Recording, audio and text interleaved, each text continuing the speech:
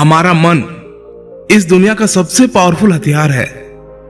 हमारे जीवन के प्रत्येक घटना के साथ सिर्फ और सिर्फ हमारा मन जुड़ा होता है। इस दुनिया में जितने भी ज्ञानी हुए, जितने भी सक्सेसफुल लोग बने, सिर्फ और सिर्फ अपने मन की शक्ति के कारण ही बने। लेकिन हम में से बहुत से लोग क्यों इन शक्तियों को समझ नहीं पाते हैं? बुद्ध कहते हैं, हम भी इंसान हैं, आप भी इंसान हैं। हमारे अंदर, आपके अंदर, सबके अंदर समान शक्ति है। लेकिन क्यों हम उसे समझ नहीं पाते हैं? जो इन शक्तियों को समझ गया वह ज्ञानी बन गया। जो अपने मन की शक्तियों को संग्रह करना सीख लिया, उसके लिए उसका जीवन आसान हो जाता है। वह अपने जीवन में जो कुछ भी चाहता है उसे वह पा लेता है। गौतम बुद्ध कहते हैं कि सभी में बुद्ध बनने की योग्यता है, क्योंकि वह जानते हैं कि शक्ति वो हर इंसान में मौजूद है। लेकिन उस शक्ति का सही उपयोग हम नहीं कर पाते हैं। कुछ शक्तियों का उपयोग हम कर लेते हैं और कुछ शक्तियों को हम व्यर्थ में ही छोड़ देते हैं। आइए इसे एक छोटी सी कहानी से समझते हैं। इस कहानी को अंत तक जरूर समझना। अगर आपने इसे समझ लिया तो आप अपने जीवन में अपने मन के द्वारा, अपने मन की शक्तियों के द्वारा बहुत कुछ कर सकते हैं, बहुत कुछ पा सकते हैं। एक गुरु का शिष्य अपने गुरु की तरह बनना चाहता था। गुरु भी अपने उस शिष्य को अपने से महान बनना देखना चाहते थे, इसलिए उन्होंने हर तरह की शिक्षा उसे दी। लेकिन शिष्य को बहुत ही जल्द बहुत कुछ बनना था। शिष्य को हमेशा लगता था कि गुरु उसे सब कुछ नहीं बता रहे हैं, जिस कारण वो सफल नहीं हो पा रहा है। तब उसने सोचा, क्यों ना मैं गुरु का पीछा करूं। वो दिन भर क्या क्या करते हैं, क्यों ना मैं उन्हें देखूं। तब से वे छुप छुप कर गुरुदेव को देखने लगे। सुबह उठने से लेकर शाम तक गुरु क्या क्या करते थे, कहां जाते थे, कैसे ध्यान करते थे, कैसे भोजन करते थे, क्या बोलते थे, किस तरह चलते थे, ये सभी चीजें उनका शिष्य उसे छुप छुप कर देखने लगा। और वह भी वही सब कुछ करने लगा जो उसके गुरु दिनचर्या में करते थे। एक दिन गुरु ने सुबह देखा कि उनका शिष्य उनके साथ साथ चल रहा है। वह भी उस नदी में नहाया जहां पर गुरुदेव नहा रहे थे। वह भी उस चट्टान पर पहुंचा जहां पर बैठकर गुरुदेव ध्यान करते थे। और गुरु के चट्टान पर बैठने से पहले ही वह उस चट्टान पर बैठ गया और ध्यान करने लगा। यह देखकर गुरुदेव मुस्कुराए और वहीं पास के ही दूसरे चट्टान में जाकर बैठ गए और ध्यान करने लगे। शिष्य ने सोचा कि गुरुदेव कुछ कहेंगे, लेकिन किसी की आवाज ना आते देख उसने अपनी आंखें खोलकर देखा।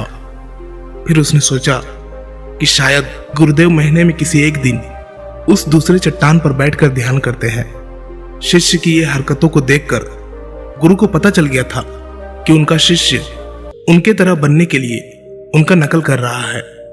तब एक दिन गुरु एक पेड़ के डाल पर बैठकर सो गए। शिष्य ने सोचा शायद रात में पेड़ के डाल पर सोने से कुछ प्रभाव पड़ता होगा, इसीलिए गुरुदेव वहां पर सोए हैं। और वह भी उसी पेड़ की दूसरी डाल पर जाकर सो गया। रात को कुछ गिरने की आवाज आई। आवाज सुनकर गुरुदेव की आंखें खुली तो उन्होंने देखा कि नीचे जमीन पर उनका शिष्य गिरा हुआ है और वह चिल्ला रहा है। उन्होंने शिष्य को उठाया और कहा कि जब भी तुम बिना सोचे समझे किसी दूसरे के राह पर चलते हो या उसकी नकल करने की कोशिश करते हो, तब तुम ऐसे ही गिरोगे जैसे आज गिरे हो। शिष्य ने कहा, गुरुदेव मैं तो सिर्फ आपकी तरह बनने की कोशिश कर रहा था। गुरु ने कहा कि तुम अगर बंदर की तरह नकल करने लगोगे तो हो सकता है कि बहुत प्रयासों के बाद हर काम करने लगो जो बंदर करते हैं। पर क्या इंसान होने के बावजूद बंदर होना उचित होगा? शिष्य ने कहा, नहीं गुरुदेव, इंसान बनना ही ज्यादा उचित है। लेकिन गुरुदेव मैं अपने मकसद में कैसे सफल बन सकता हूं? मैं कैसे अपने आप को जान सकता हूं, पहचान सकता हूं? मैं तो बस यह देख रहा था कि आप क्या करते हैं, शायद उससे मुझे कोई रास्ता मिल जाए। गुरु ने कहा, जिस प्रकार शरीर को चलाने के लिए भोजन की आवश्यकता होती है। भोजन अगर शुद्ध है तो शरीर में शक्ति भी शुद्ध होती है। हमारा शरीर स्वस्थ रहता है, शक्तिशाली रहता है, बलवान रहता है। उस शरीर से जो भी कार्य करना चाहो तुम करवा सकते हो। लेकिन तुम खराब, सड़ा गला रखा हुआ बासी खाना खाओगे तो क्या होगा? शिष्य ने कहा, शरीर की शक्ति खत्म हो जाएगी, हमारा शरीर बीमार पड़ जाएगा। फिर गुरु ने कहा, इसी तरह हमारे पास मन की शक्ति होती है और इसमें इतनी शक्ति होती है कि कुछ भी पाया जा सकता है, कुछ भी बना जा सकता है, अपने आप को जाना जा सकता है, पहचाना जा सकता है, बुद्धत्व को प्राप्त किया जा सकता है। लेकिन मन की शक्तियों को नापा या तोला नहीं जा सकता है। शिष्य ने कहा, आप तो ज्ञानी हैं, ध्यानी हैं, इसलिए आपके पास मन की शक्तियां हैं जिनका उपयोग आप कर सकते हैं। लेकिन हम उपयोग करते हैं तो कुछ भी नहीं होता। गुरु ने कहा, शक्ति तो तुम्हारे पास भी है और उतनी ही है जितनी मेरे पास है या किसी और के पास है। तो गुरुदेव, फिर हम सभी लोग कामयाब क्यों नहीं होते? हमारे जैसे बहुत से लोग हमेशा असफल होते रहते हैं, ऐसा क्यों? गुरु ने कहा, क्योंकि मन की शक्तियों का हम सही तरीके से उपयोग नहीं कर पाते हैं, बल्कि मन की शक्तियां हमारा उपयोग कर लेती है। शिष्य ने कहा, क्या आप मेरे मन की शक्तियां दिखा सकते हैं? क्योंकि मैं इसे समझ नहीं पा रहा हूं। गुरुदेव बोले, हाँ बिल्कुल, मैं बिल्कुल दिखा सकता हूं, पर इसके लिए तुम्हें मेरा एक काम करना होगा। क्या तुम कर सकोगे? शिष्य ने कहा, हाँ अवश्य करूंगा। मुझे क्या करना है? गुरु ने कहा, ज्यादा कुछ नहीं करना है, बस इतना ही करना है कि जितने भी विचार तुम्हारे मन में आए उन विचारों को एक एक लकड़ी के समान समझना है और उन लकड़ियों को उठाकर उस झोपड़ी पर रखते जाना है। और यह तुम्हें पूरे 1 महीने के लिए करना होगा। ध्यान रहे, एक विचार के लिए एक लकड़ी का होना आवश्यक है। जैसे कोई भी विचार से कोई लकड़ी छूट ना जाए। एक काम और करना, अपने उस विचारों को जो तुम्हें ज्ञान और ध्यान प्राप्त करने के लिए आए, उन विचारों की लकड़ियों को तुम्हें उन झोपड़ियों के बाहर रखना होगा। शिष्य ने कहा, जो आज्ञा गुरुदेव, आप जैसे कह रहे हैं मैं वैसा ही करूंगा। और शिष्य ने विचारों को देखना और उन विचारों से लकड़ियों को उठाकर झोपड़ी में रखना शुरू कर दिया। धीरे धीरे 1 महीना बीत गया और शिष्य पूरा 1 महीना बीतने के बाद शिष्य गुरु के पास गया और बोला, गुरुदेव, 1 महीना हो चुका है, जैसा आपने कहा था मैंने बिल्कुल वैसा ही किया है। अब आप मुझे मेरे मन की शक्तियों को दिखाएं। गुरु शिष्य के साथ उस झोपड़ी पर पहुंचे। गुरु ने देखा कि पूरी झोपड़ी छोटी छोटी लकड़ियों से भर गई है, यहां तक कि कुछ लकड़ियां बाहर भी गिरी हुई है। गुरु ने कहा, वह लकड़ियां कहां हैं जो तुम्हारे ज्ञान और ध्यान के विचारों की है? शिष्य ने बाहर पड़ी कुछ लकड़ियों को लाकर गुरुदेव को दिया और बोला, यह वही लकड़ियां है। गुरु ने उस लकड़ियों को गिनने के लिए कहा। जब शिष्य ने ज्ञान और ध्यान की लकड़ियों को गिना तो वो 26 लकड़ियां पाया। गुरु ने कहा, बस तुम्हें एक काम और करना है, यह काम बहुत छोटा सा है, क्या तुम कर सकोगे? शिष्य ने कहा, जी गुरुदेव, आप जो कहेंगे मैं जरूर करूंगा, बताइए मुझे क्या करना है। गुरु बोले, ये जो लकड़ियां तुमने इकट्ठे किए हैं, इसे एक साथ बांधकर उस नदी में फेंक कर आओ। गुरु की ये बात सुनकर शिष्य घबरा गया और बोला, गुरुदेव, ये कैसे हो सकता है?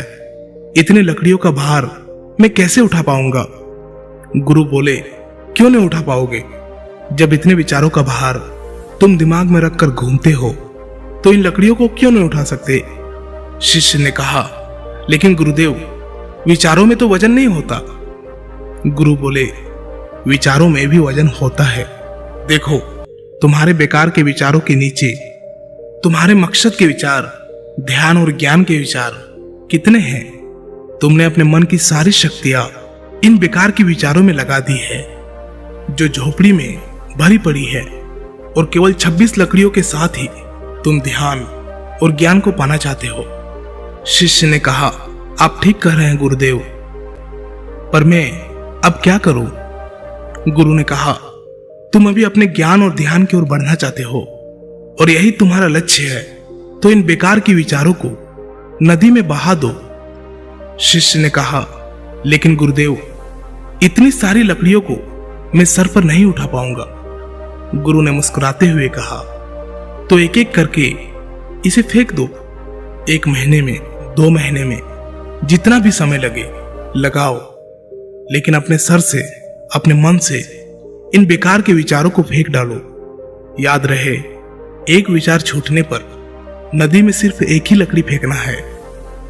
शिष्य ने जिन लकड़ियों को 1 महीना में इकट्ठा कर लिया था, उसे फेंकने में 3 साल लग गए। एक विचार छोड़ने पर वह एक लकड़ी नदी में फेंक देता। अब उसके पास केवल 26 लकड़ियां ही बची थी, जो उसके ध्यान और ज्ञान की थी। उसके पूरे मन की शक्ति ध्यान और ज्ञान पर लगी हुई थी। कोई भी बेकार के विचार उसके मन में नहीं था। एक दिन ध्यान करते हुए वह उठा और गुरुदेव के पास गया और कहा, गुरुदेव, ऐसा लगता है कि मैं कहीं अटक गया हूं और मैं आगे नहीं जा पा रहा हूं। गुरु ने कहा, उन 26 लकड़ियों को छोड़ने का समय हो गया है, छोड़ दो उन्हें। शिष्य ने उन 26 लकड़ियों को छोड़ने में 1 साल लगा दिया, और जब उसने आखिरी लकड़ी को नदी में डाला, तब वो वही नदी के किनारे बैठ गया और बैठा ही रहा।